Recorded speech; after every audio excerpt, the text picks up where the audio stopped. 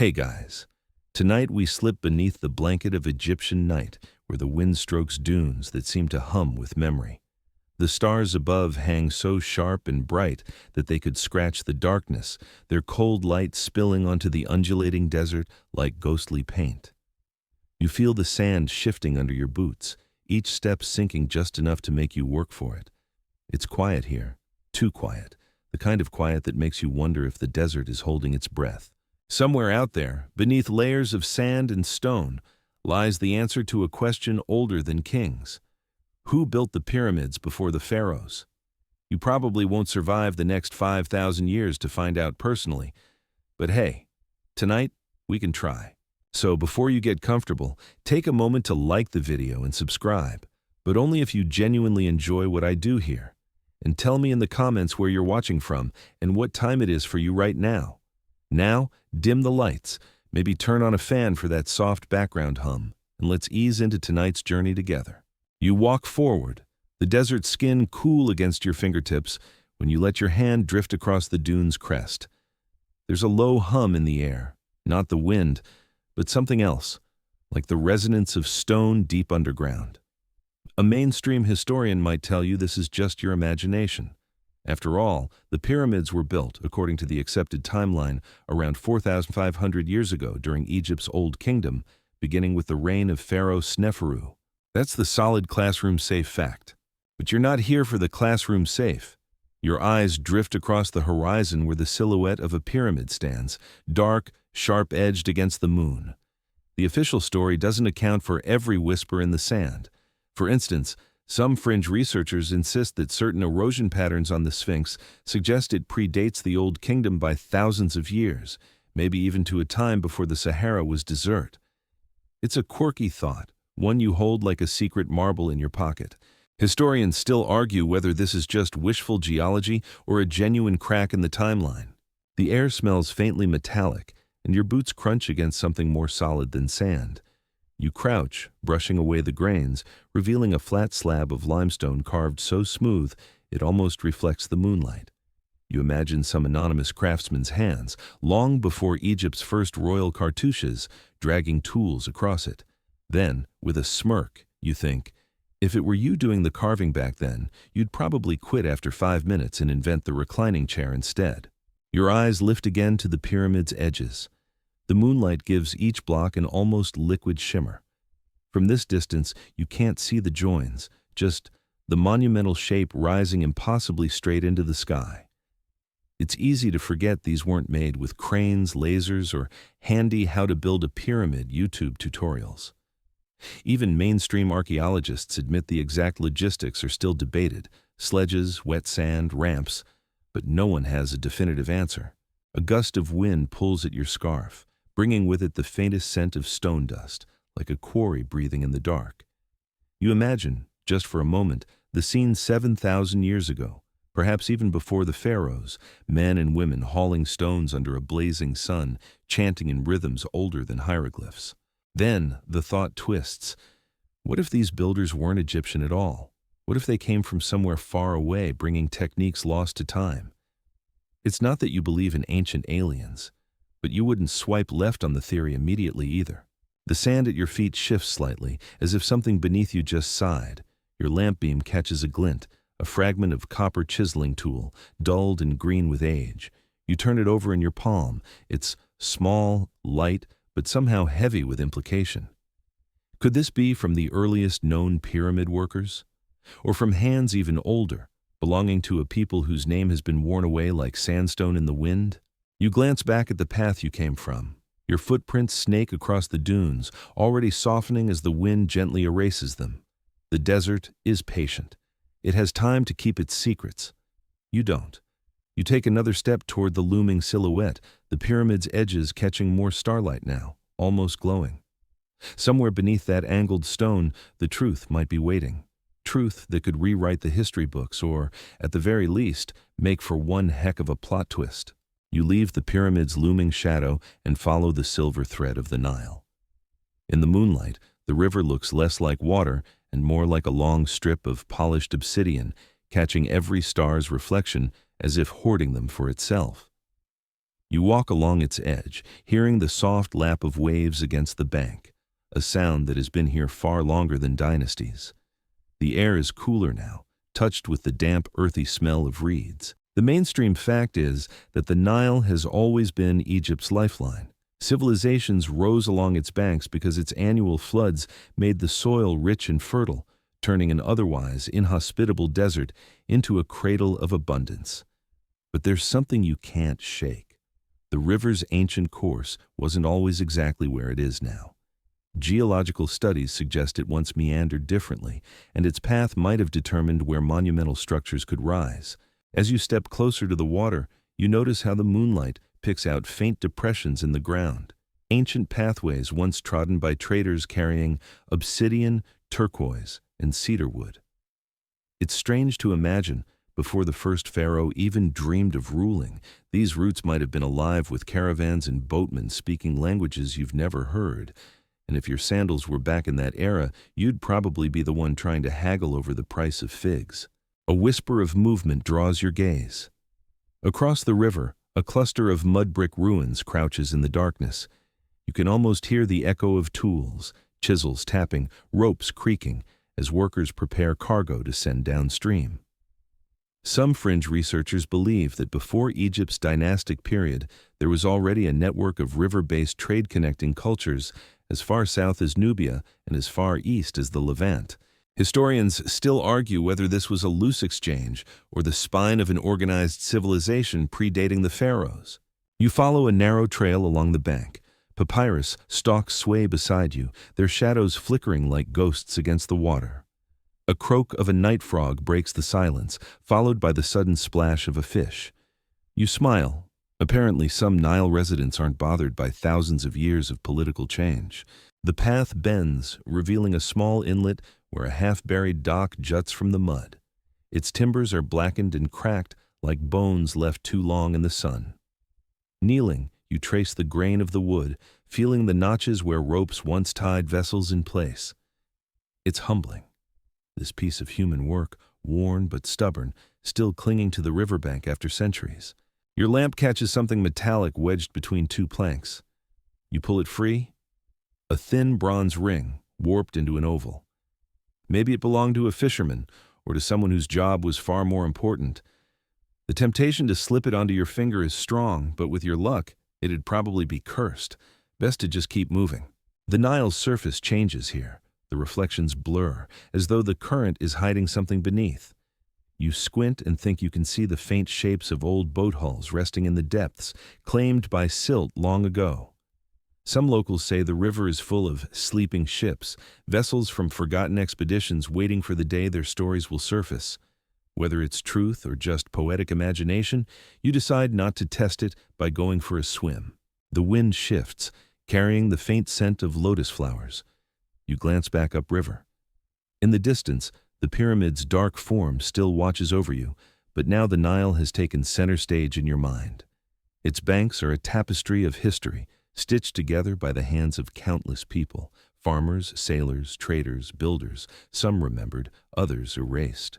You can't help but think, if the pyramids were built before the pharaohs, then this river was their silent partner, carrying the lifeblood of a civilization no textbook has ever truly named.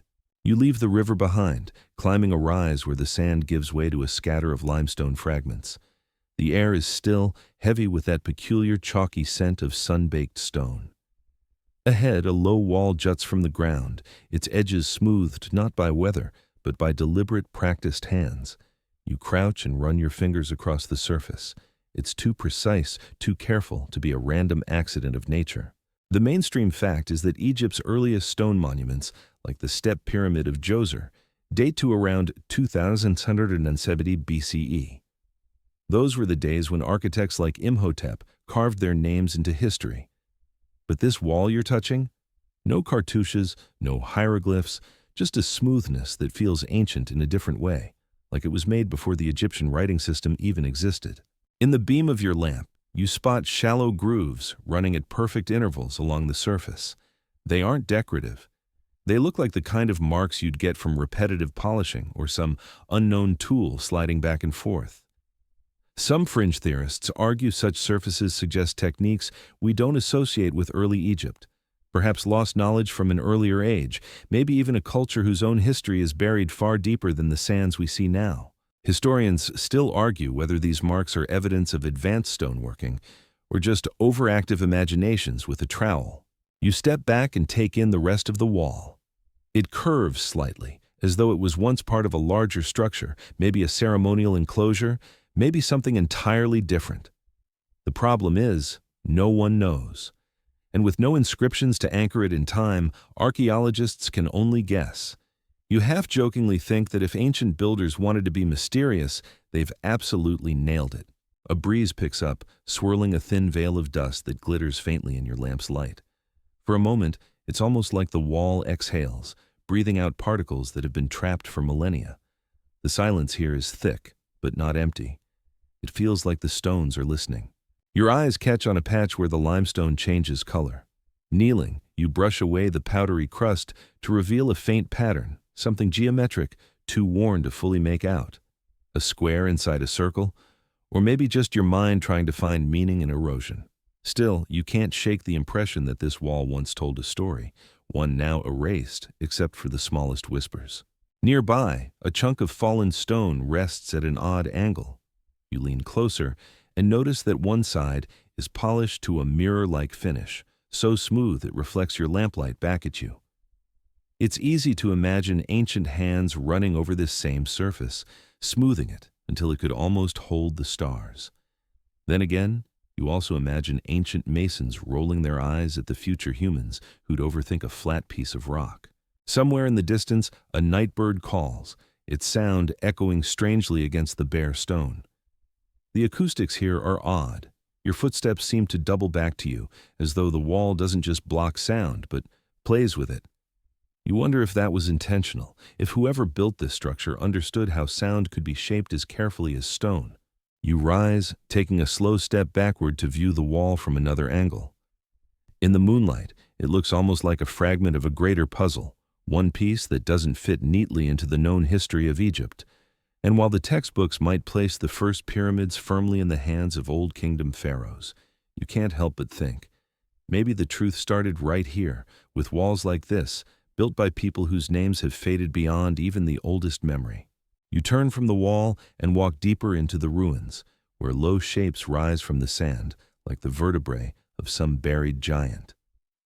The moonlight slides over broken pillars and half-collapsed walls, their shadows sharp against the ground. It's the kind of scene that makes you feel like an uninvited guest in someone else's home, someone who left a very, very long time ago. A mainstream fact says that when the first pharaohs emerged around 3100 BCE, they inherited a land already dotted with older settlements and ceremonial sites. But as you pass these ruins, you notice something different. The architecture doesn't quite match the early dynastic style. No lotus columns, no familiar hieroglyphic panels. Instead, the stones are massive and oddly fitted, their seams so tight you'd have trouble slipping a credit card between them. You mutter to yourself that it's a shame ancient builders didn't have Yelp, because you definitely want to know which stonemason was responsible for this. A gust of wind rattles through a nearby doorway, producing a hollow moan that sounds suspiciously like a complaint about being buried for millennia. You step inside, into a small chamber where the walls are carved with patterns that seem more abstract than symbolic. They twist and interlock, almost hypnotic in the flicker of your light. Some fringe researchers have pointed to similar designs found far to the west and south, hinting at long-lost connections between early cultures. Historians still argue whether these patterns are evidence of such links or just the kind of geometric shapes people everywhere tend to invent. The floor crunches beneath your boots. You look down and see it's not sand at all. It's a layer of crushed shells. How they ended up here, miles from the current shoreline, is anyone's guess. Maybe this was once closer to a lake or sea, or maybe the builders carried them here for some ceremonial reason. Either way, it's a quirky detail that feels like it belongs in the Unsolved Mysteries file. At the far end of the chamber, a section of wall has fallen away to reveal a view of the desert beyond. The opening frames the horizon perfectly, the pyramid's silhouette in the distance like a black mountain. You can't tell if it's coincidence or design, but the alignment is too precise to ignore. You step closer and lean against the stone, imagining someone else standing here thousands of years ago, watching the same view. Your lamp catches something glinting in a corner, a fragment of obsidian, sharp-edged and cool to the touch. It's not native to this part of Egypt, which means it was brought here deliberately. Traders, travelers, or maybe the builders themselves carried it from volcanic regions hundreds of miles away. You can almost picture them, balancing goods on reed boats or camel caravans, crossing desert and river to reach this place. Then you remember how easily your own backpack strap dug into your shoulder earlier, and you feel a surge of respect. The air in the chamber is dry and still, but there's a faint echo when you shift your weight. You realize there's a hollow space beneath the floor. Maybe it's just a natural pocket in the rock, or maybe there's more of this building still hidden underground. You resist the urge to start digging, mostly because you left your shovel at home, and also because this isn't the kind of surprise you want to explain to the local authorities. As you step back outside, the ruins fade behind you into the dark, their shapes blending with the dunes. They feel like a riddle, one with pieces scattered across the centuries, waiting for someone to line them up again. And with each step toward the next unknown, you feel that pull grows stronger, as though the forgotten architects are still out there, urging you forward. You keep going until the sand thins into a pale apron of bedrock. The moon hangs lower now, its light turning the ground into a sheet of brushed steel. Scattered across the flats lie rounded stones like sleeping tortoises. You nudge one with your boot and realize it's no random pebble. Its face is flattened, scarred with hundreds of shallow pits. You lift it. It's heavier than it looks, dense and tough, a perfect fit for a calloused palm, a pounding stone. You turn it over in your hand. The texture is different from the local limestone, harder, darker, the kind of rock that would laugh at a copper chisel. You picture workers bracing their feet and pecking a block into shape, strike after strike, rhythm steady as a drum. Your shoulders ache in sympathy. Somewhere, your future chiropractor just felt a disturbance in the force. You set the stone down with a soft clack and sweep your lamp in an arc. At the base of a half-quarried outcrop, you find a run of parallel grooves. They're not decoration. They look like sled marks, the surface burnished by friction. You kneel, touch the grooves, and feel how fine the polish is near the center. Someone dragged something heavy across this face, probably more times than you have pairs of socks. A little farther on, a shallow trench cradles a scatter of copper flakes gone green with age, like a patinated confetti trail left by exhausted tools. Here's the mainstream classroom-safe fact. Old Kingdom builders used copper chisels and dolerite pounding stones, shaped limestone with remarkable efficiency, and employed sand and water as abrasives when needed. Tomb scenes and tool finds back up the routine. Pound, chisel, lever, haul, repeat until the foreman is happy. It isn't glamorous, but it works. The puzzle is that what lies around your boots doesn't match the usual script perfectly. You angle your lamp and catch the faintest arc of a saw cut on a discarded slab. It's a thin, graceful curve, as if someone rocked a blade back and forth, then changed direction deliberately. Fine abrasive still clings inside the line, gritty, sparkling like sugar on glass. Stone sawing with sand is absolutely known in Egypt, but the curvature and finish here feel unusually elegant, the kind of refinement that makes you want to compliment the craft and then immediately admit you can't cut a straight line in cardboard. Beside the slab, a short cylinder, the width of your wrist, gleams where the dust is thin. You lift it. A broken bore core with a shallow spiral ridge winding around its exterior. The shape triggers the memory of 100 late-night debates. A quirky tidbit floats up. Some fringe enthusiasts argue that spiral striations on ancient drill cores imply super-precise tubular drilling, mechanically advanced, even industrial, beyond what copper tubes, sand, and elbow grease should achieve. They hold up certain cores like celebrity sightings. Skeptics reply that spiral feed marks can appear naturally from hand-turned drills and uneven abrasive flow. Historians still argue whether these coils are proof of sophisticated machinery or just the stone's way of doodling while it's being drilled. You set the core down and study a nearby block. Along its upper face, a neat row of raised nubs, little bosses, protrudes like handles. In some quarries, bosses are left to give ropes purchase or to protect arises during transport, later knocked off when the block is set. But here the pattern seems deliberate, rhythmic, almost coded. You resist the urge to treat it like a stone keyboard. No, you cannot play Sandstorm, not tonight. Past the block, the ground drops into a shallow pit. Inside, two parallel ridges flank a narrow trough, a sawing bay. The channel is smoother than the ridges, as though a long frame saw chewed its careful path while workers fed it with buckets of wet sand. You can almost hear the creak of wood, the hiss of grit, the murmured counting to keep strokes even. Somewhere in the shadows, an overseer promises date cakes if the crew finishes before sunrise, ancient project management with better snacks. On the far rim of the pit, an L-shaped square lies half buried. You pry it free. It's made from a pale, hard stone, simple, true, satisfying. You sight along its arms, the corner closes with crisp perfection. In your pocket you carry a plastic card for coffee. Both are tools of alignment, one for geometry, one for mornings.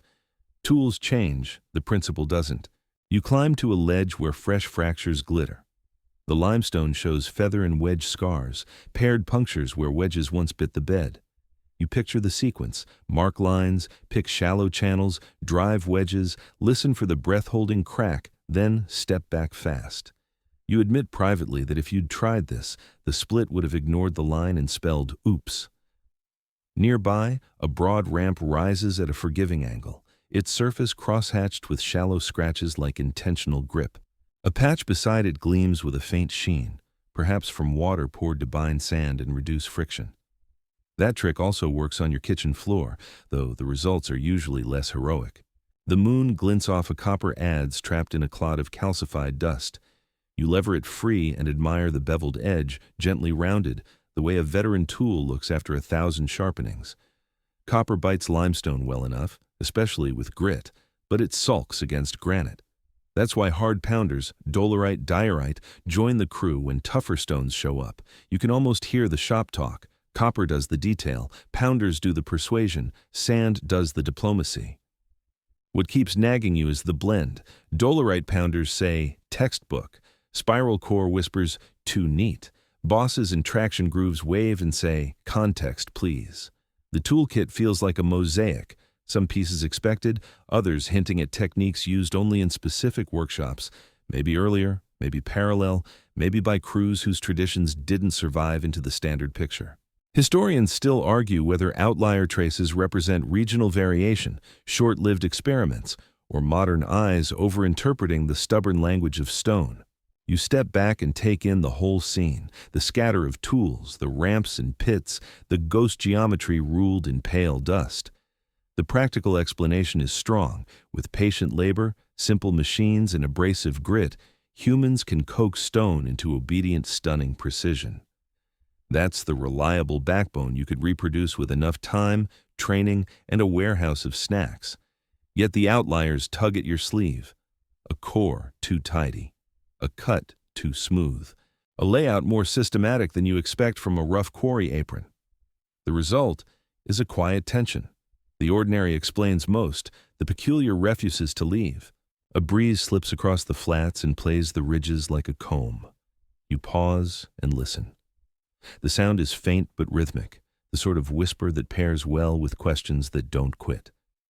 You imagine a night shift, torches guttering, stars mirrored in dark buckets of water, pounders keeping time like drummers, a foreman measuring with a cord pulled tight against stone. The scene feels logical, no lasers, no magic, only patience and physics. But logic doesn't stop you from wishing for 5 minutes of time travel in a front row seat. The mainstream picture holds copper, dolerite, ramps, levers, sledges, sand. It explains so much under your boots that ignoring it would be like ignoring the Nile.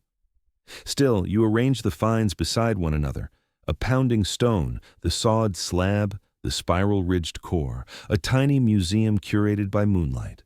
Together, they sketch a spectrum from ordinary to eyebrow-raising, and you're left with the sense that the workshop was bigger than any diagram allows.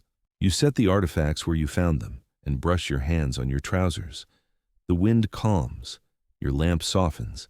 The bedrock gleams like a quiet anvil waiting for the next hammer stroke. You walk on, thinking that whoever first taught limestone to behave probably never imagined their tricks would be interrogated under a midnight sky by someone who once used a butter knife as a screwdriver. You leave the quarry flats and follow a ribbon of wind-scoured ground where the dunes part like theater curtains. Low mounds rise ahead, too regular to be natural, too silent to be modern. The sand thins over rectangular outlines, and your lamp picks up the shy geometry of a buried neighborhood. Walls just high enough to trip your toes, doorways half choked with drift, courtyards outlined by darker soil. A city that didn't crumble so much as quietly sit down and let the desert drape a blanket over it. You step into a room whose floor feels different, firmer, tamped, the residue of many feet. Along one wall, a line of mud brick peeks out, the bricks still showing thumb-squeezed edges from hands that mixed Nile, silt, straw, and sun. A mainstream fact slots neatly into place. Long before the Old Kingdom, pre-dynastic communities, like those of the Naqada culture, roughly 4,000–3,100 BCE, were already making mud brick houses, storage pits, and workshops along the river. They left pottery painted with boats and animals, beads of carnelian and faience, and the kind of everyday clutter archaeologists secretly love more than treasure. You crouch, brush aside a skim of sand, and there it is, a sherd of red-slipped pottery with a ghost of white paint, the simplest autograph of a vanished household. The doorway ahead faces a narrow lane. You squeeze through, and the passage funnels the wind into a soft hiss that could almost be whispering. On one side, a bench runs the length of a wall, plaster flaking, surface burnished where thousands of elbows once rested. Your own elbow tries it out and decides the ergonomics are surprisingly decent for the 4th millennium BCE. Who knew ancient urban design came with a seating plan? Beyond the lane, a broader court opens, edged by low bins. You poke one with your boot and feel the gritty give of old grain chaff. Storage. A place where seasons were tamed into jars, where feasts and lean months took turns like patient dancers. You imagine a morning here, someone kneeling with a measuring scoop, someone else arguing about whose turn it is to fetch water, a child dropping a pot and producing the exact same uh-oh face currently trending on every short video platform. On the far side of the court, a workshop unfurls in clues. A scatter of flint flakes glitters like pulled stars. A lump of greenish copper slag hides near the wall. A smooth stone with a shallow cup sits ready to grind pigment or grain. You reach for the mortar, then think better of lifting anything heavier than your curiosity. A ring of darker soil suggests a hearth used often enough to tattoo the earth. The thought makes the air warmer even in this chill night. At the edge of the workshop lies something stranger. A slab with a shallow groove running true from end to end. It's no grand altar, more like a work surface scored by habit. A quirky tidbit floats up from the well of rumor. Desert travelers sometimes speak of the old town that sings, a place where, after certain windstorms, segments of rooftops appear, and when the breeze crosses them just right, the lanes hum like a distant flute. Is that physics tickling hollow spaces, or the city's way of clearing its throat after a long nap? Historians still argue whether such stories record real, recurring exposures of buried architecture, or simply the desert's gift for good campfire material. You circle back to what might be a threshold. It's raised not to impress, but to keep sand and maybe river water at bay. The Nile's ancient course wandered over millennia, feeding and abandoning channels like a moody artist changing palettes. If this settlement dates to the cusp of Egypt's unification, it would have sat near a life-giving artery, its fortunes rising and falling with water levels and trade. You step on the threshold and feel the small ceremonial moment of entering. Still real, even if the house is now mostly sky. Under a drift near the corner, your fingers hit a smooth cylinder, a bead, pale blue, drilled end to end. Faience, maybe. The kind of early glassy material whose shine looked like stolen daylight. You hold it to the moon, and it glows with a memory of turquoise. Somewhere, a craftsperson once rolled paste in their palm, set it to dry and fired it until it turned riverlight into stone. You set it back carefully. If archaeology has a golden rule, it's do no mischief, followed closely by don't pocket the shiny thing. A larger alley runs beyond, and in it you find wheel ruts shallow but unmistakable, as if carts once sighed along this route in a slow daily commute. You can almost hear the creak of axles, the gossip about whose bread rose better, the eternal debate over whether the market should open earlier. Spoiler, someone always wants it earlier. A ceramic jar base sits buttressed with pebbles in a tidy ring. Its domestic competence frozen mid-task, and somehow that everyday neatness feels more intimate than any golden mask. The plan of the place begins to map itself in your head.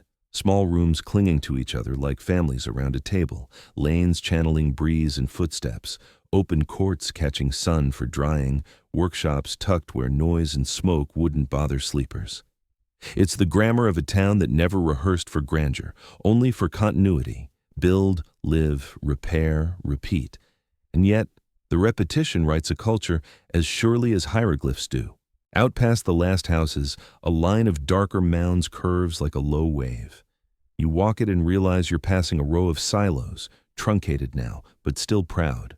Grain for lean months, grain for wages, grain that could be redistributed to crews when construction season arrived. If there were pre-dynastic builders contributing to monuments or prototypes of monuments, a place like this could have been their pantry and payroll. You picture a foreman doling out rations with a wooden tally, the world's earliest HR department armed with bread and beer. Honestly, modern HR could do worse. Then, a surprise. A rectangular pit lined in brick, its base paved with stamped clay. It's shallow and clean-edged, not a grave, not a well, more like a basin. A wash area, a dye vat, an installation for some craft that left only silence behind? You stick to safe wording, unknown function, intriguing form. Truth is, the past often hands you a toolbox without labels and expects you to assemble a bicycle. No pressure. On the horizon, the pyramid silhouette reappears between low ridges, and the city's layout seems to lean toward it, as if the streets were shyly bowing to a distant idea. That might be your imagination doing interpretive dance, but alignment runs deep in Egyptian thinking, and the instinct to orient life around sacred or practical anchors is older than any crown. You stand still, long enough to hear the wind thread the alley again. The lane hums faintly, and you smile despite yourself. If the city is singing, the tune is about storage jars, shared ovens, and the noble art of sweeping sand out of rooms that refuse to stay swept. A last look back takes in the whole. Courtyards like open palms, rooms like clasped fingers, silos like sturdy knuckles. Not a lost Atlantis, not a sci-fi control room, just a lived-in grid that made builders possible. The glamorous stones out there needed the unglamorous stones in here. Thresholds, benches, bins. The headline without the paragraph is just a rumor. Towns like this write the paragraphs. You brush the sand from your knees and step onto the alley, letting the city's quiet escort you toward the next rise. Somewhere beyond, larger questions wait under deeper shadows. For now, you carry a simple certainty with you. Before kings wrote their names on stone, people wrote their lives in mud brick, and the desert, kindly librarian that it is, kept the card catalog. You crest the next rise and let the buried city slip behind you, its lanes fading into quiet seams of shadow. The sand feels warmer here, held like a secret by the day. You drop your pack, lie back, and let the sky take over. The stars are cold pins through velvet, so bright they look etched rather than lit. You breathe in the night, read somewhere far off, a thread of river smell, and you try the oldest instrument humans ever owned. Your eyes. You hold your palm up and measure distances the way ancient skywatchers did, counting finger widths between bright points. Orion leans on the horizon, its belt 3 crisp sparks in a slanting line. Above, the river of the Milky Way drifts like pale smoke. You trace arcs and straight edges, and after a minute your brain does the trick it always does. It starts seeing architecture in the heavens, grids, ramps, angles that could turn the sky into a blueprint. If the sand is a page, the stars are the ink. A mainstream fact steadies you. The major pyramids, especially at Giza, are astonishingly well aligned to the cardinal directions. Khufu's Great Pyramid is oriented to true north with an error so small you could hide it under your thumbnail. However the surveyors did it, some combination of sun shadow tracking, star observations, and a ceremony later remembered as stretching the cord, they weren't guessing. They set stone to the rhythm of the sky. You raise your hand again and try to line your thumb to north, and your internal compass spins like a confused shopping cart. Respect to the survey team, you wouldn't pass their internship. You prop yourself on your elbows and sketch lines in the sand with a fingertip. Belt star to belt star, then a cross line to a brighter point near the horizon. You imagine a foreman chalking similar lines on a planning board, wood, leather, clay, whatever served, while an astronomer mutters about azimuths and keeps everyone awake until the right star hits the right notch. It's easy to picture the tools: cords, sighting sticks, plumb bobs, patience. Honestly, if patience were a building material, they had a global monopoly.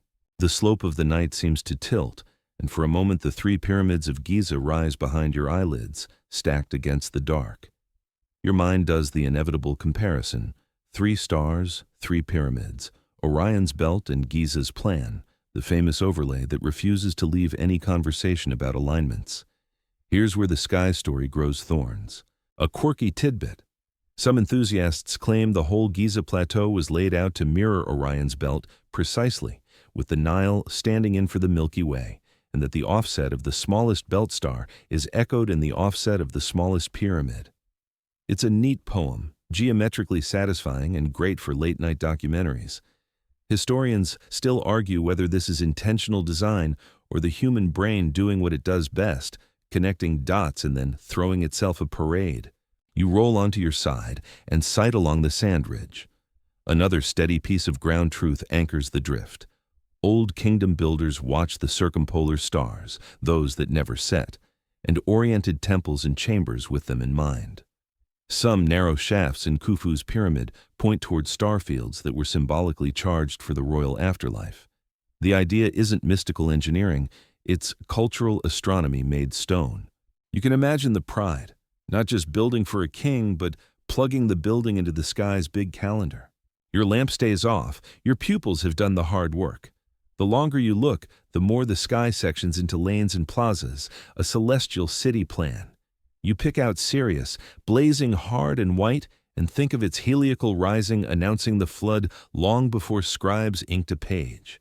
If you ran Egypt's national "When does the river arrive" hotline, Sirius would be your star employee. You smother a smile. Somewhere, an ancient official probably demanded improved forecast accuracy, and an astronomer replied, "I'll just ask the sky to post clearer patch notes." You let your gaze wander to Cassiopeia, and then back to Orion. The belt's tilt is wrong for your mental sketch, and you adjust your elbow and redraw the sand lines. The honest problem with seeing blueprints in stars is that stars are inconvenient co-workers. They move with the seasons, the Earth tilts and wobbles, and long timelines stretch small errors into big questions. Even well-meaning alignments need context: the date of observation, the horizon profile, the ritual calendar, the margin of close enough. You mutter that you've seen IKEA instructions with fewer variables. The sand cools under your shoulder blades. You picture an early season of surveying, camps at the edge of a plateau, the stretching of the cord ceremony marking a threshold moment, the calm drama of pointing a plumb line at a patient star. You also picture the B team quietly rechecking the numbers because the A team forgot to carry a 1.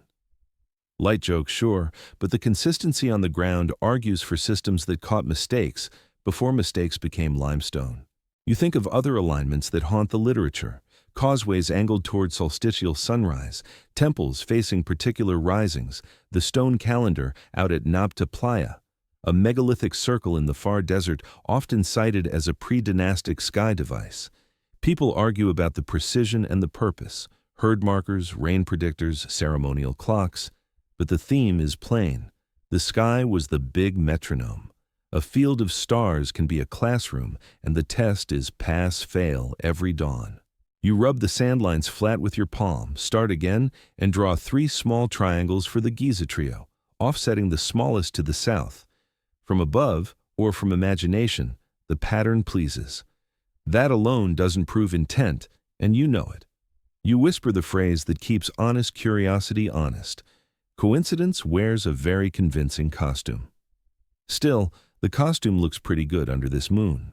One more mainstream anchor. The pyramid sides face north-south, east-west, and their baselines are leveled so precisely that modern surveyors have used them to calibrate instruments. That's not a rumor. That's fieldwork. Whatever myths swarm around the plateau, the brick and mortar, well, stone and mortar, evidence shows a workforce fluent in measurement. Your phone's compass app, for the record, takes this moment to fluctuate between north-ish and try again later. The pyramid's 1, your phone 0. Veering toward the speculative, you let yourself test a thought you know better than to marry. What if the earliest versions of this alignment habit predate the dynasties that recorded it?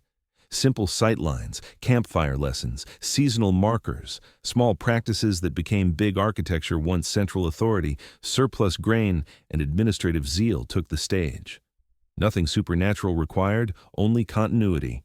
If a pre-dynastic crew stacked a mound to line up with a favorite star, the echo could travel centuries. Historians still argue whether subtle habits like these survive long gaps, or whether every regime rebuilds its toolkit from scratch with local flavor. A faint meteor scrapes the atmosphere, as brief and soft as a match strike. You blink, and the track is gone, but the afterimage lays one more line across your invisible plan. If there was a guiding map, it may have been as simple as face the world's edges, nod to the sky's clock, and build so that morning arrives where the priests expect it. Often, the simplest rules scale better than the complicated ones. Your calendar app could take notes. Your back pops when you sit up, and the night regains its weight. The constellation lines dissolve as easily as your finger trails. You brush the sand smooth, a little embarrassed at how persuasive your own drawing looked 2 minutes ago. Then again, the plateau's real geometry is persuasive for harder reasons.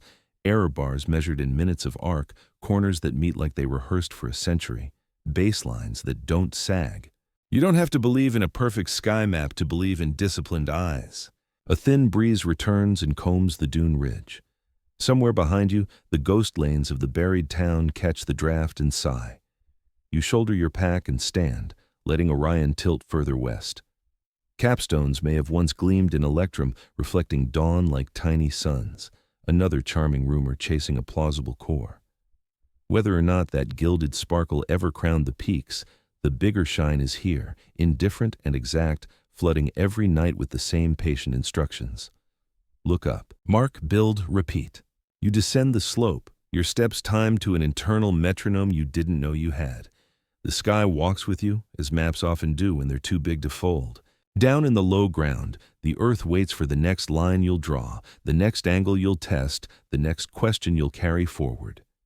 Did they copy the stars, or did they simply honor them while building for the earth?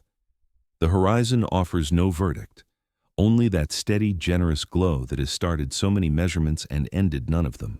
You keep the stars at your back and drop into lower ground, where the sand loosens and the soil darkens. The terrain feels different underfoot, less like powder, more like packed flour, the kind that remembers water. You kneel and press your palm into it. The print holds its shape, not because the earth is sentimental, but because a long time ago a river spent centuries teaching this place how to be soft. You stand and walk a line where reeds once hissed and boats slid by like quiet thoughts. The night is still, but your ears swear they hear a rippling that isn't there. Shallow ridges crisscross the plain like the wakes of vanished barges. When your lamp glances off them, they shine with tiny flecks of silt that have no business this far from the present bank. A mainstream classroom-safe fact steadies the mood. The Nile has never been a single obedient ribbon. Over millennia, it braided and unbraided, wandered and reined itself in, its floodplain shifting laterally as channels migrated and abandoned one another. The annual inundation fed fields, but it also redrew maps, sometimes gently, sometimes like a cat walking across a wet blueprint. You follow a faint swale, the kind of shallow groove a careful surveyor's eye would love. The ground falls a little, then a little more, until you're standing in a ghost channel. Your boots thud on something like old river clay, dense, fine, faintly blue in the lamp. You scuff your heel and uncover a slice of dark organic smear, the fingerprint of drowned grasses. A mosquito whines near your ear, and you reflex flinch, even though its ancestors probably retired from this neighborhood 5,000 years ago. Nice try, phantom bug. On the channel's margin, a low berm rises, stitched with pebbles, as if someone long ago taught the bank to keep its chin up. You picture crews in high season stacking baskets of silt and straw to coax water where they wanted it.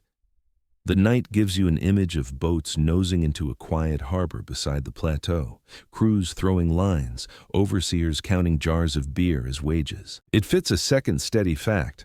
Old Kingdom builders used canals and quays to bring limestone and granite close to work sites. The river wasn't just scenery, it was a conveyor belt with poetry.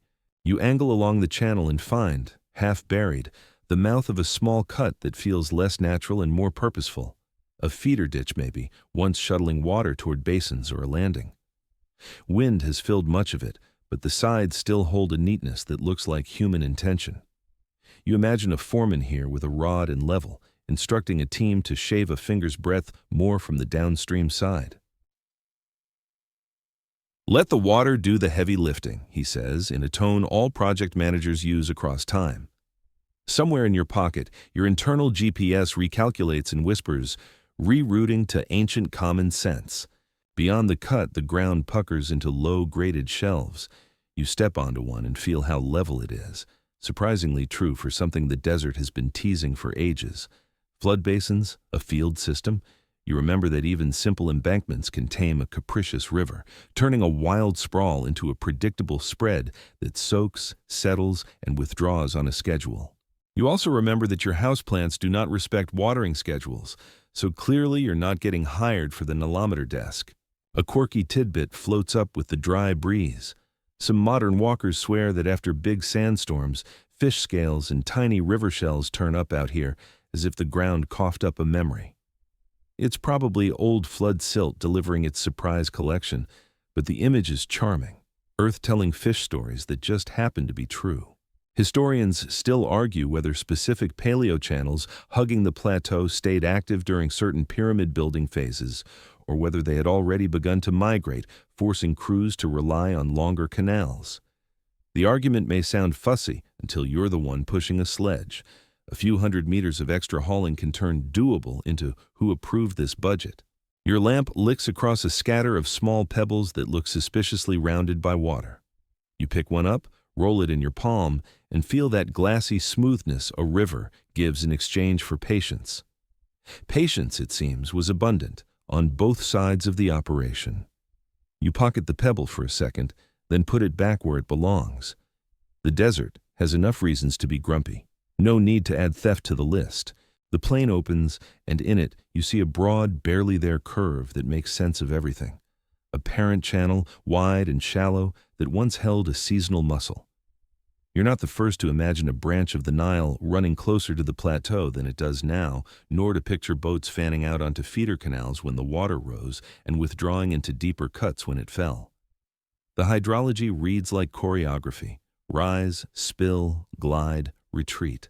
If someone composed a symphony called Logistics in E minor, the Nile wrote the main theme. You crouch near an area of cracked, polygonal crusts, mud memories, each tile edged with a fine fringe of pale silt. In the center of one tile lies a reed's fossil shadow, delicate as a drawing. You touch the edge and it flakes with a soft sigh, a warning that the past would prefer to remain whole. You withdraw your hand and stand. If guilt had a sound, it would be exactly that little crunch. From the ghost channel to the plateau is a gentle ramp, the sort a sledge would like. You walk it with short, measured steps, counting without meaning to. Your breath finds a calm cadence, and suddenly you understand why ramps make so many appearances in reconstructions, not because they're glamorous, but because gravity offers a discount if you whisper to it politely. You grin at the quiet math of it. Somewhere, an ancient accountant inked a line that read, "Angle costs less than height," and then asked for a raise. A clump of tamarisk skeletons tilts in the sand like a ruined fence. Their roots bind a patch of darker soil where your boot sinks slightly deeper. You step out and circle to the windward side. There, a faint curb stones the edge of a long, straight cut. You kneel and see it better. A canal line, maybe, later filled, half faded, but straight as a plumb line across the ghost lake of the floodplain. You set your lamp behind the curb and sight along it. The edge disappears into distance as if embarrassed by how proud it once was. Here's the rub that won't go away. Rivers change minds. They silt up harbors and open new ones. They make a dock obsolete while the paint is still drying. They dump sand exactly where you ask them not to. Ancient civil engineers would nod vigorously at your modern construction woes. Historians still argue whether topography drove monument placement more than ideology did, or whether both held the steering wheel in alternating turns. A place with good water access isn't just convenient, it's persuasive, even to kings. You kick a small rise and find a patch of pebbled surface, hard like old pavement, not a road, more like a trampled working apron where loads were set, ropes retied, orders shouted over the wash of current. You hear it suddenly. Rope hiss, pole splash, the thud of a hull kissing mud. Your brain supplies a foreman voice yelling, "Mind the edge," and another voice replying, "Tell the edge to mind me." Evidently, humor survived the Bronze Age just fine. When you finally climb back out of the ghost channel, the plateau's shoulder looms, and beyond that, the pyramid's angular calm takes the top of the sky. The distance between water and stone compresses in your head, not far if the river runs close, a day's headache if it doesn't. The thought unties a knot you didn't know you were carrying. Grand projects rarely rest on a single miracle. They lean on 100 sensible choices, one of which is build near the delivery lane. You pause and look back across the old path of the Nile. In the lamplight, the plain glows faintly, as if lit from beneath by the memory of floods. It's easy to romanticize, but the romance doesn't erase the practical genius of using a river's pulse to schedule labor, float heavy stone, and feed hundreds. You adjust your pack and smile at the obvious. A monument to eternity begins with a meeting about water levels. The minutes, sadly, are lost, but the agenda remains. You set off toward higher ground, the soft clay giving way to firmer sand. Behind you, the ghost channel fades until it is only a cooler draft and a change in the sound of your steps. Ahead, the stone waits where the water once delivered it, a handshake signed in mud and finished in limestone. You don't need the river to run here tonight to know that it once did. The earth under your boots remembers, and for now, that's enough to keep you walking. You crest a narrow ridge, and the plateau suddenly flattens into an open space ringed by low, wind-rounded stones. The moonlight hits them just right, throwing long, crooked shadows that lean toward you like curious elders. You pause, because you've read enough to know this is where stories begin, stories no one agrees on. The desert is good at keeping its arguments polite but permanent. A mainstream fact keeps the ground under you. In ancient Egyptian lore, there's a concept called Zep Tepi, the first occasion. It refers to a mythical time when the gods walked the earth, order rose from chaos, and the patterns of life were set in motion. This wasn't a historical date you could pencil into a timeline. It was more like a cosmic origin story, woven into religion and architecture. Temples and rituals often reference this first time to legitimize the present by tying it to the divine past. But as you walk toward the center of the ring, the air shifts. Not colder, not warmer, just thicker, as though the night has more weight here. A fringe theory lingers on the edge of your mind. Some say Zep Tepi isn't just a myth, but a cultural echo of an actual earlier civilization, one erased by catastrophe, flood, drought, shifting earth, and remembered in symbolic form. The theory is fun at midnight, especially when the rocks around you start looking suspiciously like seats in a very old council chamber. Historians still argue whether this is pure allegory or some scrambled memory of real events. You step between two larger stones, and the plateau's horizon drops away, revealing a distant shimmer where the Nile bends. The placement feels intentional, like a stage set to frame both land and water. You wonder if ancient priests stood here during sunrise ceremonies, chanting toward that bend, invoking the gods to repeat their work of creation each day. You can almost hear the rhythm, low, steady, like a tide that never stops. Under your boot, something clicks. You crouch and find a flake of black stone, its edges sharper than they have any right to be after millennia. Obsidian again and again, not local. You roll it between your fingers. Maybe it was traded from far-off lands. Maybe it was part of a ritual object, something meant to be seen in the first light of dawn. The urge to slip it into your pocket tugs at you, but you know better. The desert already thinks humans take too much. Around the ring, shallow carvings mark some stones, spirals, chevrons, lines intersecting like paths on a map. Some are so faint you can't tell if they're intentional or the work of wind and time. You pass one stone where the grooves seem to cradle a shallow pool of moonlight. That's your cue for a light joke. If this is an ancient GPS, the only thing it's telling you is, you are here, which isn't exactly news. You sit on one of the lower stones, feeling its stored heat bleed into you.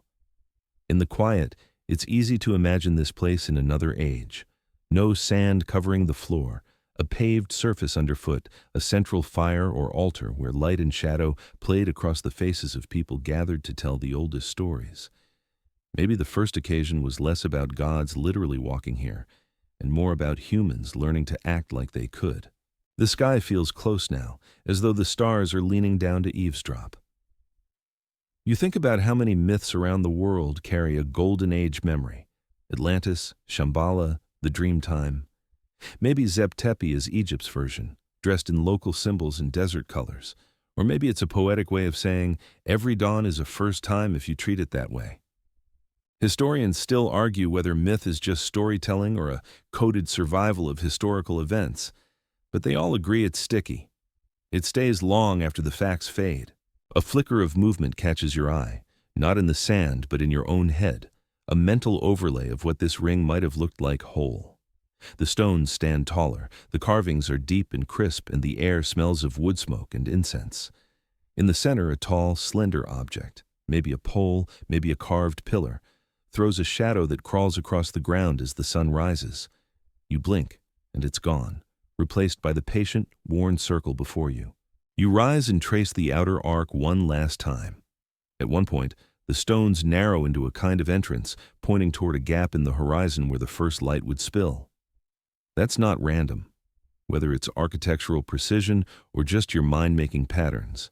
The alignment feels like an unbroken thread to the past. A past where people, whether they called themselves Egyptians yet or not, watched the sky and decided it was talking to them. As you step out of the circle, the stones fade into the night behind you, their shadows collapsing into the general darkness. The plateau ahead seems flatter now, but heavier, as though it carries not just rock and sand, but the weight of ideas that refuse to vanish.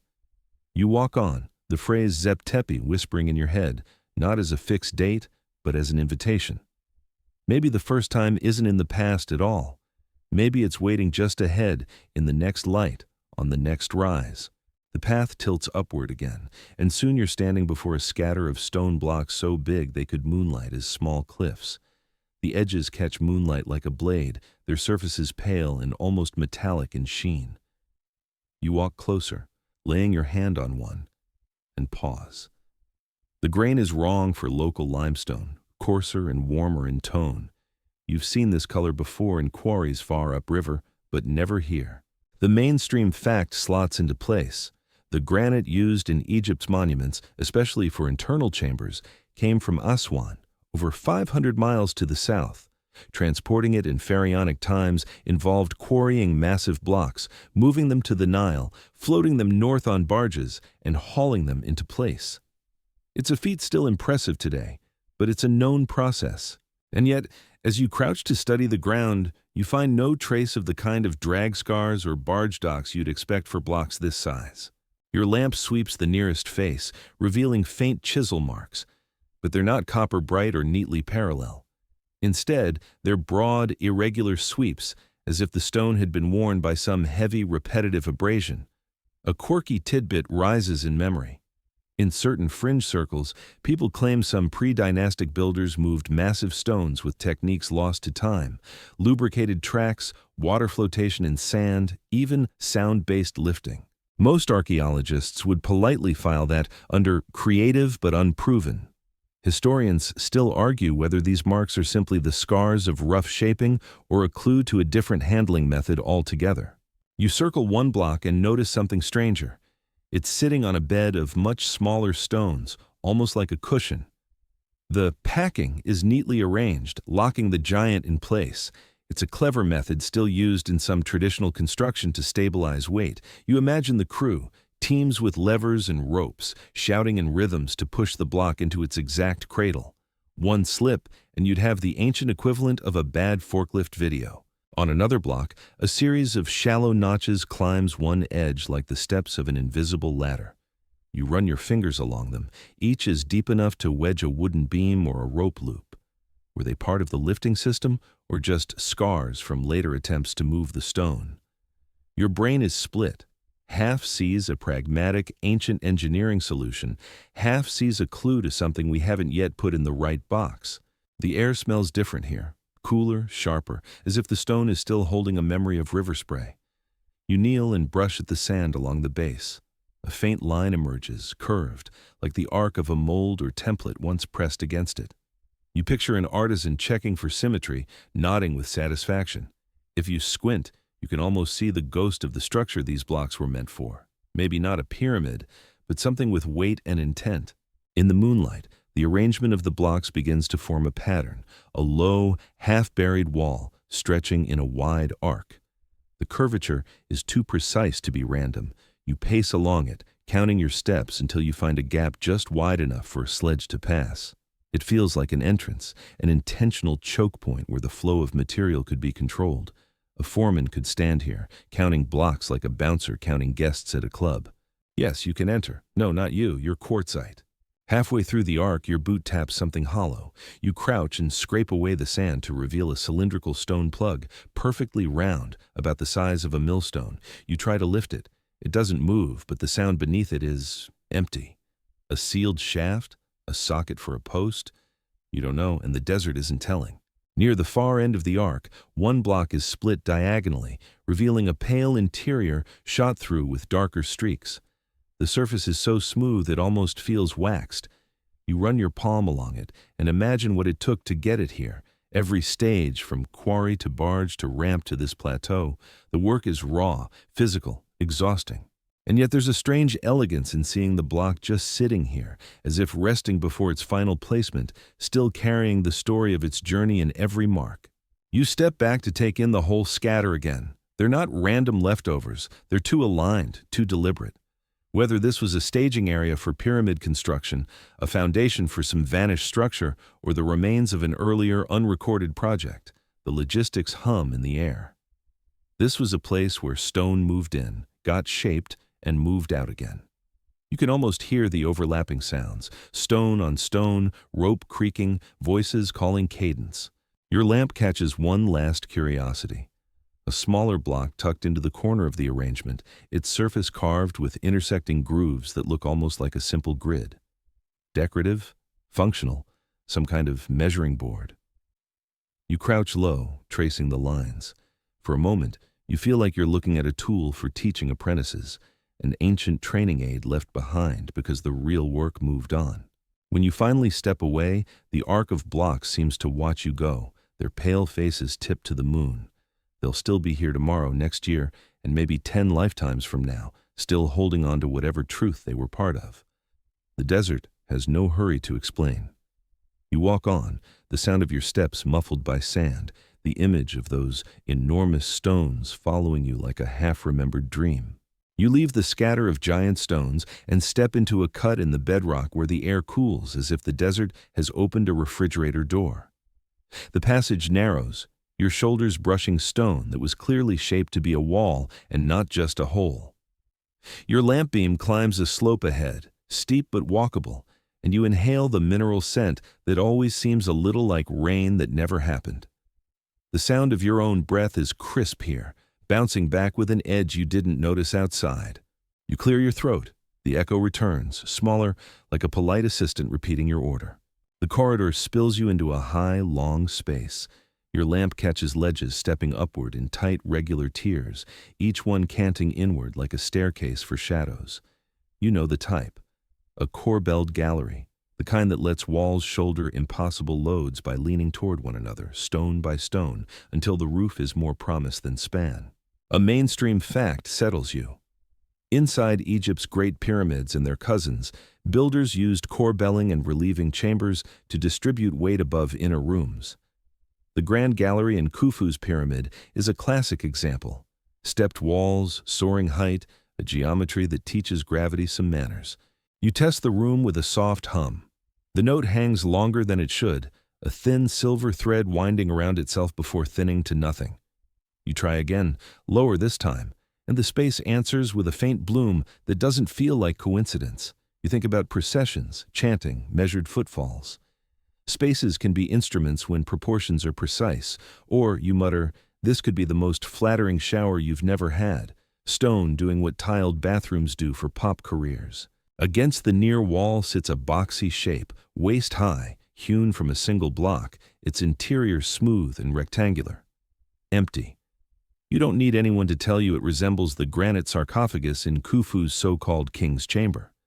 You also don't need anyone to remind you that the label sarcophagus doesn't prove a burial happened. The record outside these rooms is often louder than the silence in them. You run your fingers over the rim. Cool, faintly pitted, the kind of finish you get from time and tools agreeing to disagree. You speak a few words just to hear what the room does with them. It obliges by nudging certain syllables and swallowing others. A quirky tidbit flickers in your memory.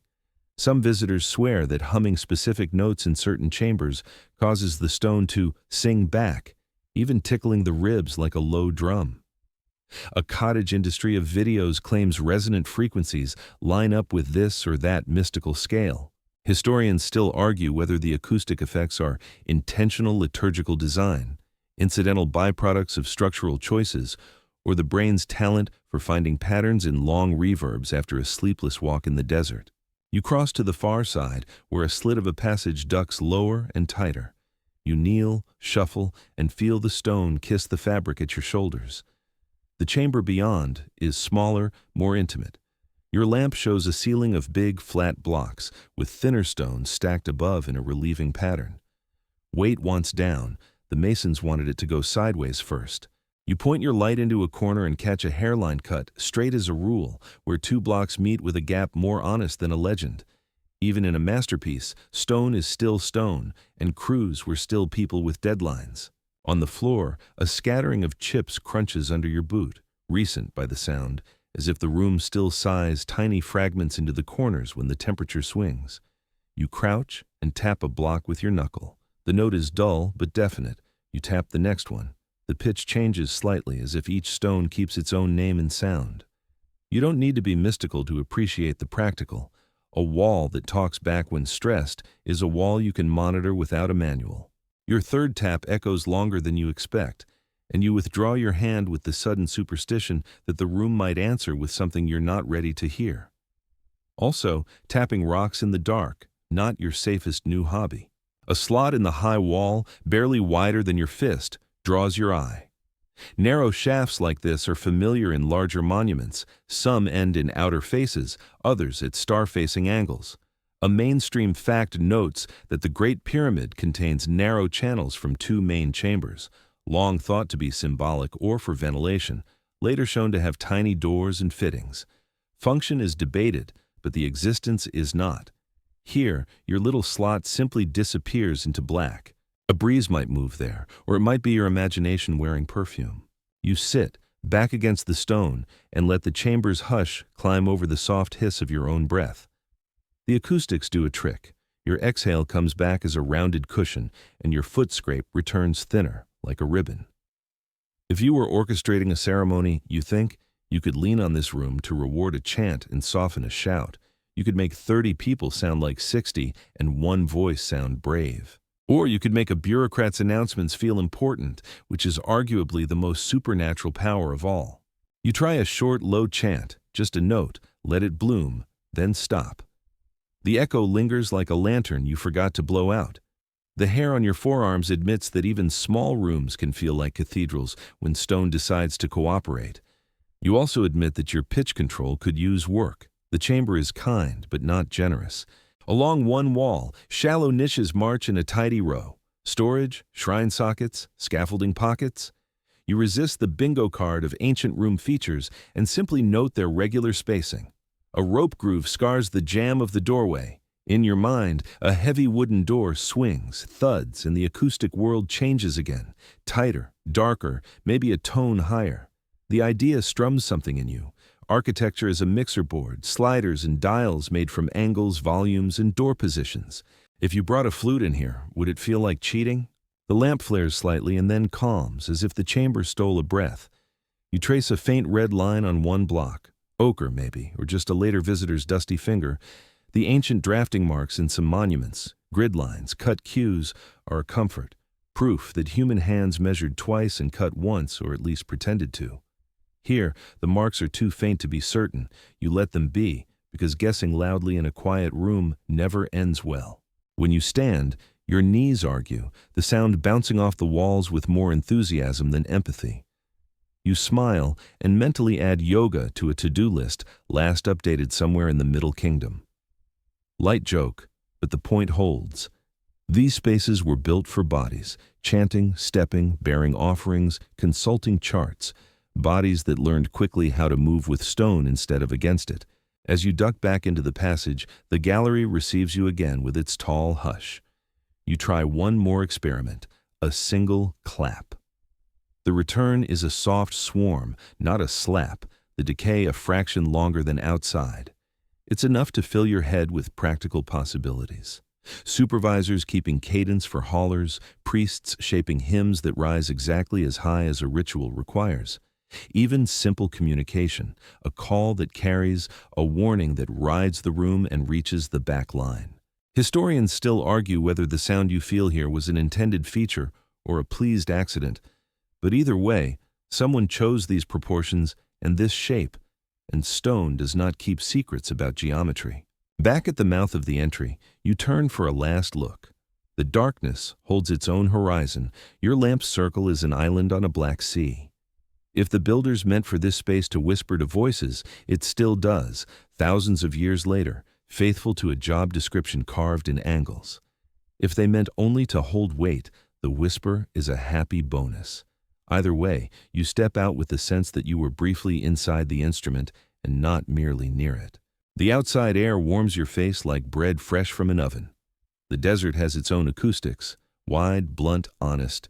The chamber's subtle music fades behind you, replaced by the faint sand rattle at your ankles and the steady percussion of your heartbeat. You think, not for the first time, that for all the debates over function, tomb, temple, calendar, initiation, the rooms themselves remain stubbornly present, performing exactly as built. Theories come and go. Echoes keep their appointments. You shoulder your pack and move on, letting the gallery's memory become another line in the slow score of the night. Somewhere ahead lies a sign no dynasty signed, a seal no king claimed. For now, your steps fall into time with a rhythm the chamber started and the desert continues, a quiet duet between stone and distance that never quite ends. You crest a low saddle of bedrock and come down into a shallow bay of stone where the wind seems to hesitate, as if unsure whether to enter. The ground here is tidier than the desert likes to leave things, chips brushed aside, a skim of pale dust over a surface that wants to be seen. Your lamp sweeps across a low block lying like a fallen signboard. Its face is dressed smooth, not polished, and in the center, a recessed rectangle waits with the patience of something important that never got a proper audience. You kneel and fog the stone with your breath. The lines inside the recess rise and resolve. Not hieroglyphs you recognize, not the snug little pictures that spell out names and titles, but a tight composition of three elements. An oval that isn't a cartouche, a crossbar that intersects it low like a horizon line, and above, a small wedge set off center, as if a star had been pinned to a cord. The whole thing is crisp and rule-bound, like a logo drafted by an ancient graphic designer who billed by the angle. You whisper hello to the world's earliest brand guidelines and promise you won't violate them. You will, by existing. A mainstream fact steadies your curiosity. Long before royal names appeared inside the familiar cartouche, early rulers marked their identity in a serac, a rectangular frame evoking a palace facade with the Horus falcon perched above. That device belongs to the first and second dynasties and remains unmistakable even in damaged form. What you're tracing here is not that. No facade pattern, no falcon, no readable name. It's as if someone understood that power needs a frame, but chose a different alphabet of shapes. You glance around for context. Two smaller stones flank the signboard, each etched with tiny strokes that could be mason's marks, simple incisions used for counting, placement, or crew identification. Egyptians used them, so did practically everyone with walls to build. Still, the central seal is in another category, too considered for a tally scratch, too formal for a shrug. You lean close and notice fine ruled guidelines, faint as breath, suggesting that whoever cut this worked with a straight edge and a plan. Somewhere, a foreman once nodded and said, "Again, but crisper," in whatever tone all foremen use across the millennia. You sweep the lamp farther and find a shard of clay impressed with something circular and repeating, an edge of a seal roll. You pick it up and feel the fingerprints baked into the back. Cylinder seals are a Mesopotamian specialty. You roll them and they lay down continuous designs, while Egypt generally favored stamp seals, though cylinders appear in early periods along the trade corridors. The impression is too partial to read, but the rhythm of it, figures, lines, a border, brushes your mind with the sense of a borrowed script. Quirky tidbit. Some researchers have noted early cylinder seals in Egypt with foreign motifs, evidence of exchange and status. Fringe takes leap from that to suggest wholesale design import or even visiting architects carrying toolkits of symbols like traveling consultants with very dramatic briefcases. Historians still argue whether such pieces mark personal belongings in cosmopolitan communities or hint at deeper administrative webs that predate the neat boxes of later dynasties. Back to the recess. You sketch the motif in the dust with your fingertip. Oval, low crossbar, off-center wedge. It behaves like a sentence you can't parse but can hum. You test possibilities the way one tests doors. A schematic plan of something circular cut by a causeway? An emblem of a crew identified by star and horizon? A cosmogram compressed into 3 strokes? You also test the most boring option, always a favorite in archaeology, that this is the ancient equivalent of Warehouse B, at which point you imagine a very tired clerk insisting the wedge indicates north entrance and feel your mystery audibly deflate. You set the clay shard down and step to the block's far edge. There, a shallow rebate suggests this thing once slotted into a wall, face out, at about chest height. You picture it set near an entry, catching sun at dawn, its shadow of the wedge crawling across the oval as the day turns. Rooms can tell time if you ask them politely. So can signs. If the wedge tracked a season or a ceremony, say, when crews started or stopped, this would be a flawless piece of admin theater. You also admit that every workplace since time began loves a good sign, preferably one with a dramatic shape and a tenuous connection to HR. You reach for a more conventional foothold. Another mainstream anchor, Egyptian iconography tends to be conservative. When new symbols arrive, they enter documented families, Ankh, Jed, was, each with lives long and busy. When an image truly sits outside the family, archaeologists get suspicious before they get excited. Intrusive reuse, later graffiti, modern mischief. The cut here, however, matches the weathering of the block and the dressing around it. If this is vandalism, it's the politest vandalism you've ever met. At the bay's edge, a line of small pebbles has been arranged into a low arc, half buried but undeniably deliberate. Kids, pilgrims, archaeologists with a sense of humor? You'd blame the last group, but the pebbles are lacquered with that thin gloss dunes give anything they keep for more than one good wind. Beyond the arc, a shallow trench runs like a drawn breath toward the block's former wall. Cable run? Water drip line? You toss the guesses into your mental basket labeled temptingly plausible. You stand and look at the motif again, letting your eyes defocus until it floats as a single unit. The wedge reads as a marker of not the center. The crossbar insists on a base, ground, horizon, ruler's dais. The oval refuses to be a cartouche, just wide enough to say it knows the trope and doesn't intend to play. It feels like someone designed an emblem for authority that is not royal authority, the kind of badge a powerful crew or priestly house might carry when kingship was more practice than institution. You imagine a procession passing under this sign. Rope men with shoulders like beams, timekeepers carrying cords, someone bearing a star map scraped onto a board, a scribe with a small jar of red paint for important dots. The emblem condenses the program, Earthline, Heaven Mark, work inside the circle. You smile and decide it's the perfect logo for a team that does outrageously hard things quietly. If these builders had merch, you'd buy the hoodie. The wind finally commits to the bay and sends a soft streamer of sand across the block's face. You brush it away and notice a tiny chip at the wedge's tip, fresh compared to the rest, as though someone tested the edge recently and lost the argument. You leave it alone. Stone has the last word in here. Far off, a jackal cries, a bright ribboning sound. The emblem holds the night like a coin on a cloth. You recognize the pull to assign it a famous name, to fold it into a legend with royal weight. But the absence of a Sarek, of a falcon, or a Horus name is an eloquence of its own. Some seals belong to institutions that never grew into crowns. Some frames mark projects, not people. You gather your notes, the real ones on paper, the squishier ones in your head, and let one last thought play through. The strangest artifacts are often the most local. A crew symbol that never traveled, a workshop mark used for 10 years and then retired, a short-lived school of geometry that left a single graduate on a single block. Historians still argue whether anomalies like this announce hidden chapters or simply footnotes sent to us without their pages. Either way, they test your appetite for uncertainty. You step back and the bay resumes its usual pose, half theater, half workyard. The block waits. The recess keeps its oath. You turn toward the ridge, hear the dry whisper of sand erase a corner of your footprint, and realize this is how most emblems vanish, not with drama, but with housekeeping. If the sign means anything for tonight, it is this: not every seal belongs to a king, and not every name survives by sound. Some survive by shape, by the way they hitch the eye and refuse to let go. You thank the anonymous designer under your breath, a ridiculous impulse, but a generous one, and climb out of the bay. Behind you, the oval and the bar and the wedge continue their silent meeting. Ahead, the path kinks toward darker stone, and you let the question follow. If a symbol stands in a desert and no dynasty claims it, how loudly does it speak?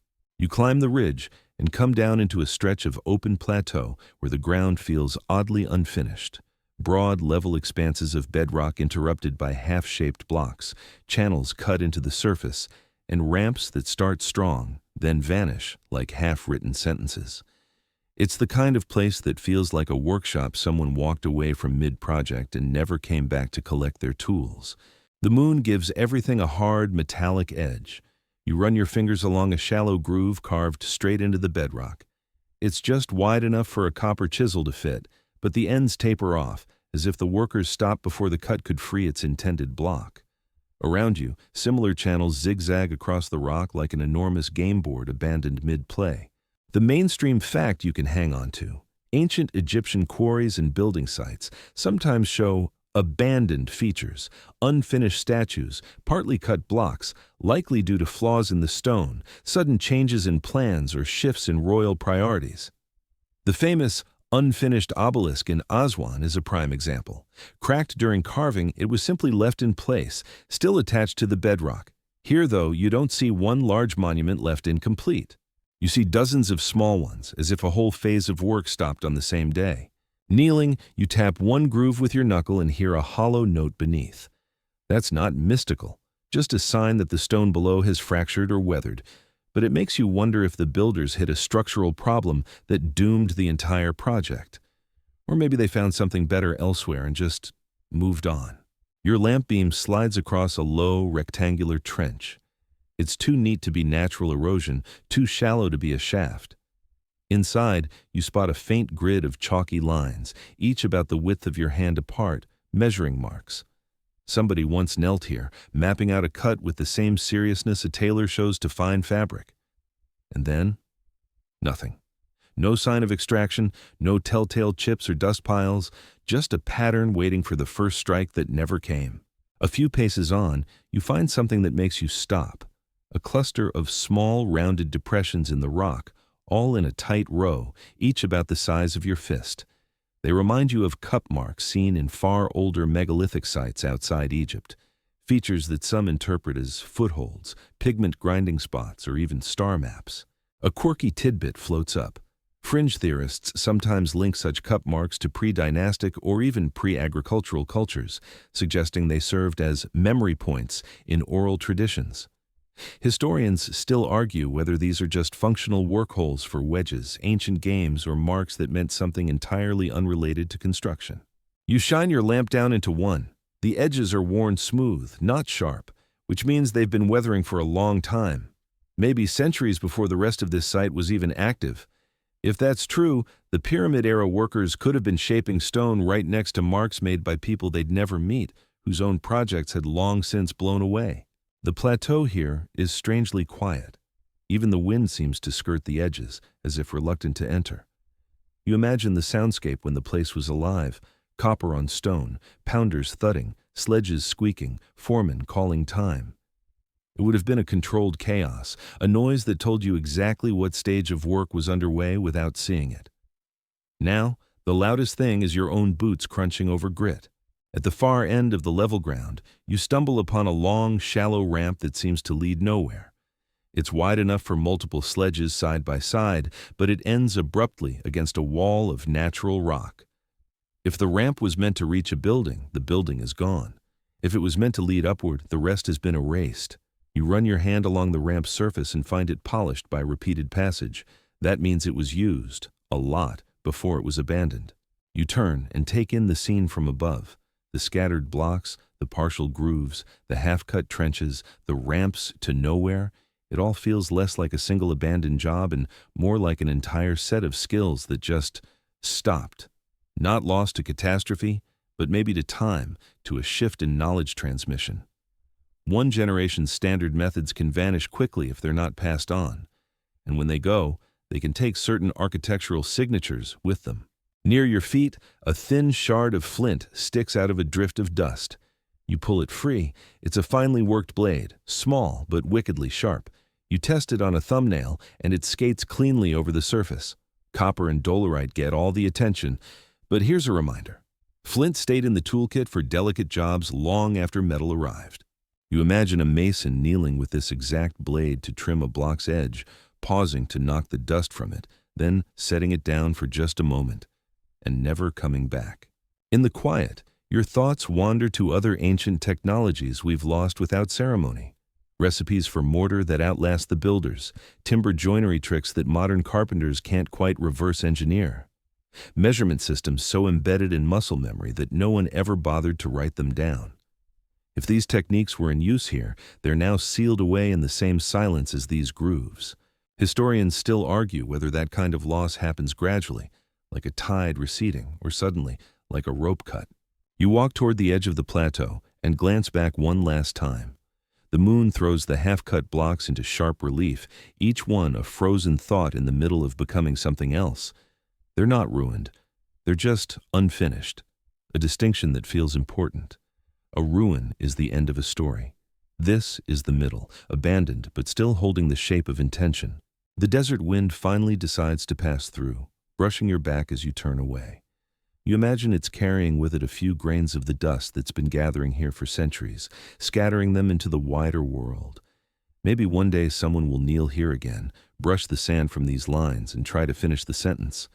For now, the tools have been set down, the knowledge locked away, and the night has the workshop all to itself. You leave the plateau's skeletal workshop behind and follow a shallow gully that threads into darker ground. The slope dips gently at first, then more sharply, until the walls close in and the wind falls silent. Here, the air feels different, cooler, denser, carrying the faint mineral tang of a place that hasn't seen daylight in a very long time. The mouth of the passage is nothing more than a ragged shadow in the rock, easily missed unless you were looking for trouble or treasure. You stoop, duck under a lip of stone, and step inside. The ceiling drops low enough that you have to hunch, the rough rock brushing your back. Your lamp beam cuts a narrow tunnel ahead, the walls carved just wide enough for a person and maybe a bundle of gear. This isn't the grand entrance of a temple. It's a throat meant to swallow you whole. A mainstream fact gives you something solid to hang on to. Many pyramid complexes and associated sites feature subterranean passages, some functional, like causeways for moving goods, others ceremonial, symbolic, or defensive. Some lead to burial chambers, others to storehouses, a few to nowhere anyone can explain. They often served practical purposes, but they could also represent the journey to the underworld in Egyptian cosmology. The floor here slopes downward, and your boots scuff on rock worn into a gentle trough by feet or sledges long gone. You steady yourself with a hand on the wall, fingers catching shallow tool marks, chisels or adzes biting into the stone in even intervals. The sound of your movement feels amplified, each step returning as a soft echo that lingers a second too long. A fringe image creeps into your head. In certain alternative theories, passages like this are described as initiation tunnels, places where a chosen few would descend into darkness as a symbolic death before emerging into the light. The idea is romantic, dramatic, and unproven.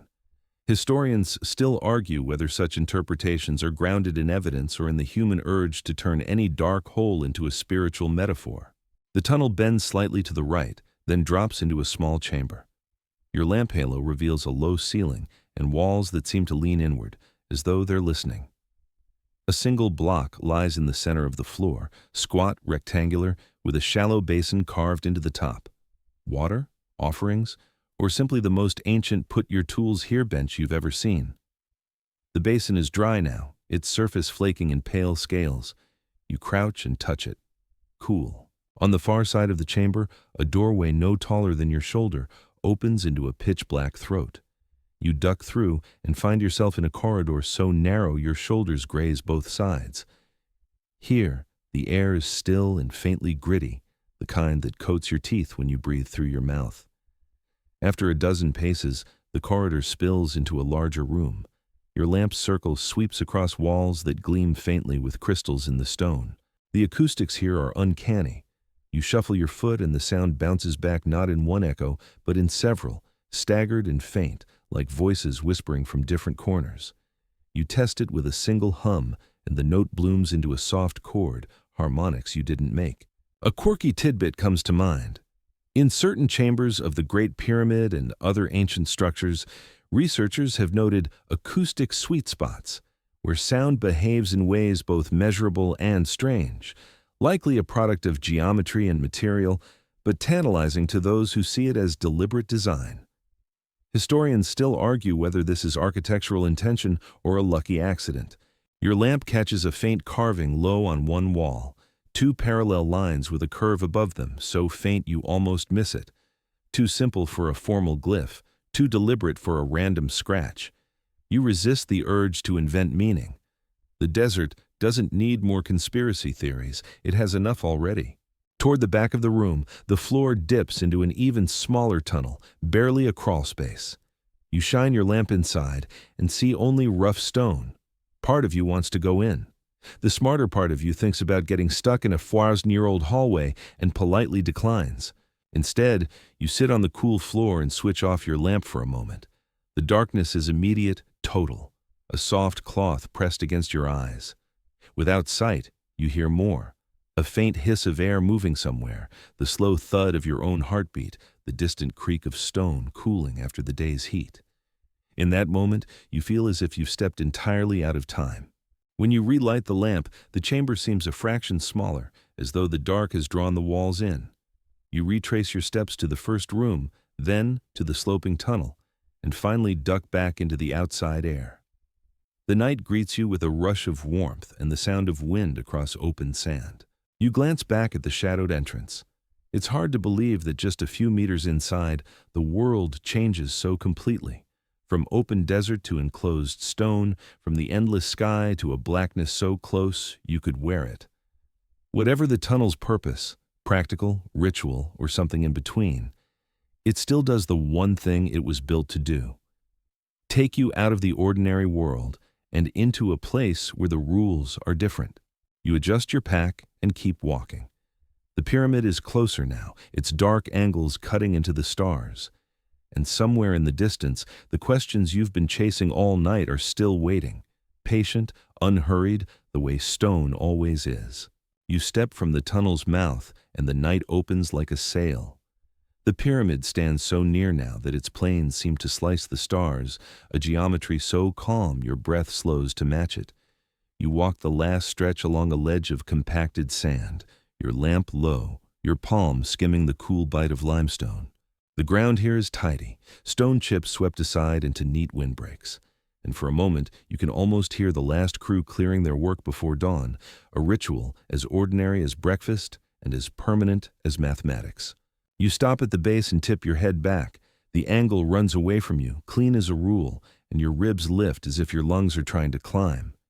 You touch a block and feel how ordinary its surface is up close, a little rough, faintly powdery, scored by the memory of tools. Monumentality is a trick of distance. Commitment is what it looks like at arm's length. You flatten your palm and try to memorize the temperature of stone that has been night cool and day hot for longer than your language has had a word for calendar. A mainstream fact steadies your wonder. Excavations at Giza have revealed a workers' town, Hayt el Ghurab, complete with bakeries, barracks, administration buildings, and evidence of an organized labor force rotating in and out. Bread, beer, and fish bones tell a logistics story as clearly as any inscription. This doesn't cheapen the mystery, it clarifies the miracle.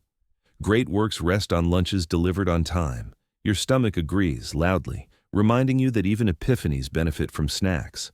You run your fingers over a seam so tight it could hide a secret if stone kept diaries.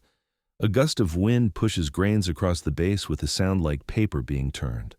You picture the missing casing stones, fine Tura limestone, maybe bright as hoarfrost under the sun, sheathing the core so smoothly the day itself would have slid down the sides. A quirky tidbit leans into the thought. Some later accounts insist a capstone of electrum once crowned the summit, catching sunrise like a held candle. It's a lovely image with thin evidence, a postcard rumor that refuses to stop mailing itself. Historians still argue whether such crowns were commonplace, rare, or just the ancient equivalent of a flashy rumor started by a rival city's tourism board. You walk the perimeter slowly, and the ground's micro-topography begins to narrate. Indentations where levers once bit, scuffed patches that speak of docking sledges, a strip of bedrock planed so level you half expect a water bead to hesitate there forever. Under your boot, a low ledge functions like a curb. You think of traffic management and grin at the idea that even the ancient world used "please stay in your lane," only with more limestone and fewer road cones. Halfway along, you sit and lean your back against the block, letting the angle of the face press between your shoulder blades. Up above, the corner line knifes steadily toward a point you can't see, and your eyes do the old trick, following the seam and imagining yourself on the last courses, knotting a rope with fingers raw from cord and lime dust, someone shouting up timing marks that sound suspiciously like a sea shanty. You allow yourself 3 seconds of considering how cool it would be to ride a sledge down the casing like a stone slide, then dismiss the thought before physics files a complaint. You let your voice out on a thin thread, and the face returns it as a hush, more felt than heard. The block under your shoulder holds steady, as if indifferent to your scale and your questions. You try a different approach, not with sound, but with attention. Who stood here first? You imagine crews in the generations before the first named kings, if they existed, teaching others how to sight the horizon, how to read the wind, how to bridle weight with a cord and a lever. Maybe those early teachers wore no falcon on their seals, no cartouche around their names, only calloused hands and a habit of saying again until the angle was true. You circle a corner, and a narrow flare on the ground catches your lamp, red ochre dust, the ghost of a guideline brushed on, maybe, to cue placement. It could be modern contamination, it could be ancient, it could be your eyes borrowing color from the wish to see it. Reason sighs, curiosity grins, and both agree to put the sample in the mental box marked "nice if true." You tuck the thought away with the same care you'd give a newborn idea and keep moving. A slip of breeze brings the Nile's cool breath, farther away now but not gone, and the smell carries a memory of reeds and wet clay. You consider the diagram your night has drawn: river, ramp, workshop, gallery, tunnel, seal, and finally, this clean, inexhaustible slope. The parts compose a logic that doesn't require miracles, only surplus, planning, and will. Yet, just at the edge of the logic, the outline of an older habit wavers. Alignments, stories of a first time, marks that don't fit their families. Historians still argue whether these whispers indicate predecessors we haven't met, or simply the fog that all great projects throw off when their paperwork burns away. You stop at the north face and find a patch where the joining is so crisp you can sight along it like a gun sight. The line grazes a star whose name has changed since the last time a priest invoked it with incense and arithmetic. Precession pulled the heavens forward. The pyramid stayed. You try not to get sentimental, fail, and then forgive yourself on the grounds that even surveyors cry at musicals. In the quiet, a final set of questions loosens from the stone like cool air. If people built test mounds and small pyramids before crowns and gold, would we know we'd found them when we found them? Or would we mistake them for just another platform, just a strange alignment, just a workshop that quit mid-sentence? If the identities you're chasing wore no titles, your search may always end here, with hands on anonymous work that teaches by example and refuses to add a signature. You put both palms on the block and thank the night for being generous with its patience. You thank the crews who learned to argue with gravity in full sentences. You even thank the debates, wild, careful, wrong, brilliant, because questions keep rooms ventilated, and the past, like any good workshop, needs a draft. You stand, roll your shoulders, and take the last slow walk along the base. The pyramid doesn't answer, but it does what it has always done. It holds its angle, sets its edges to the compass, and offers the same homework to every visitor. Measure, imagine, doubt, try again. When you finally step back, the angle softens into silhouette, and the silhouette softens into night. Who built here before the pharaohs? Maybe people whose names never learned to wear a frame. Maybe crews whose emblems were pebbles in an ark and a star scratched on a board. Maybe the same families who a few generations later took wages in bread and beer at a tidy village by the river. The desert doesn't say. It lets you choose your pronoun for the unknown and walks beside you while you test it out loud. For now, you settle on they, simple and plural, big enough to hold skill and story. You turn away at last, the face at your back like a friendly wall. The stars pour their quiet over the plateau. The wind picks up, and the sand writes its small cursive across your boots. The night keeps your questions, not as debts, but as seeds. You let them go, and they take root where the stone meets the sky. Breathe in slowly, letting the night's edge soften until the pyramid is less a shape and more a feeling. Cool stone, steady angle, a hush that agrees to hold your thoughts without squeezing them. Let the ground under you become gentle, as if the sand has learned your weight and is willing to carry it for a little while. Your shoulders ease, the air loosens. Even the stars seem to draw a little nearer, curious but kind. You picture the river far off, turning in its sleep, and the old workshop where tools rest like folded wings. You imagine neat loaves cooling in silent bakeries, cords coiled on pegs, a line of footprints on a ramp that pause and then continue, unhurried, unafraid. Let the noise of the long day drain away as if poured into the Nile and carried to the sea, the last ripple smoothing itself into nothing. If a question still lingers, let it be a small, friendly one, the kind you can place on the stone beside you like a lantern with a shade. It doesn't need an answer tonight. It only needs room to breathe. Feel the way the desert holds that room open, wide and soft until the thought itself grows drowsy and quiet. Now let the angle of the pyramid become a long, slow exhale. Imagine the casing gleaming at sunrise long ago, and then let the light dim to a cool silver, and then to velvet. Let every edge round itself a little, every shadow step back. Your jaw unclenches, your tongue rests, your eyes grow heavy with a gentle gravity you don't need to resist. Somewhere, a small wind moves along a low wall and writes your name in a line of sand that no one needs to see. It's enough that the night knows you are here. It's enough that the stone keeps its promise to be steady. Let the breath go. Let the breath return. And let sleep arrive like a quiet procession carrying nothing but rest.